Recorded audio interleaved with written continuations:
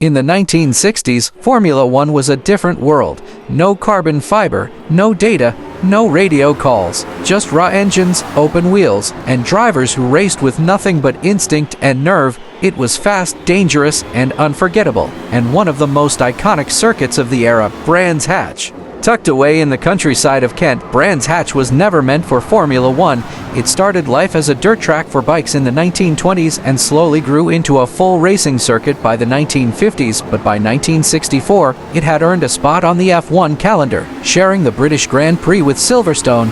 The circuit was short, technical, and brutal. Its natural elevation made it unique, a roller coaster of tarmac that left no room for error.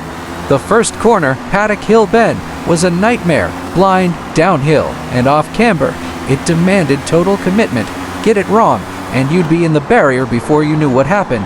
Then came a tight hairpin where late braking was key. Surtees Corner was fast and flowing. Named after one of the legends of the era, clearways led onto the pit straight, a place to floor it and pray the car held together. And speaking of cars, the machines of the 1960s were raw and aggressive. They were incredibly light, built with space frames and thin aluminum panels. Downforce was barely understood. Most cars ran with zero aerodynamic aids early in the decade, relying entirely on grip from skinny tires and the driver's control. By the late 60s, wings started to appear, tall, flimsy structures that gave a bit more stability, but were prone to failure. Safety wasn't exactly a priority. Lotus was leading the charge with innovation, thanks to the genius of Colin Chapman. His cars were fast, fragile, and revolutionary. Ferrari, Burm, Cooper, and Honda all battled for supremacy, each bringing their own interpretation of what an F1 car should be. But at Brands Hatch, it wasn't just about top speed. You needed handling, you needed balance, and you needed guts.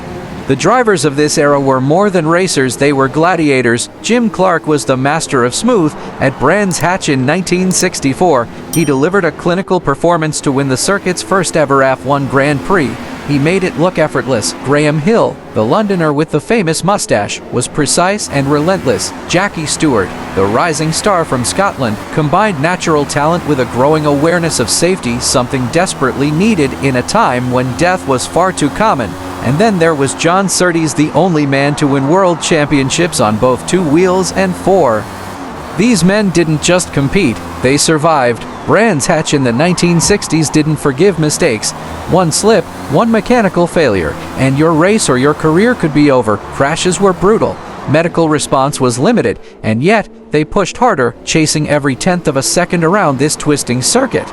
The atmosphere was something else. Fans lined the hills, sitting just meters from the track.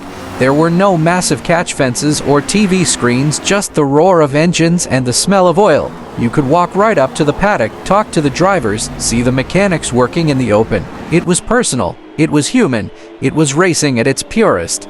Brands Hatch would go on to host 12 Formula One Grands Prix between 1964 and 1986. Though it eventually lost its place to larger, more modern circuits, its legacy from the 1960s remains untouched. It was here that British motorsport truly found its footing. It was here that legends rose, and history was made. Even today, when you walk around Brands Hatch, you can still feel it. The ghosts of Clark and Hill. The thunder of the roaring V8 echoing through the trees. It was loud, it was dangerous, and it was unforgettable. This was Formula One in the 1960s. This was Brands Hatch. If you have watched all the way to the end, I really appreciate it. Check out my F1 My Team series and other videos about retro F1.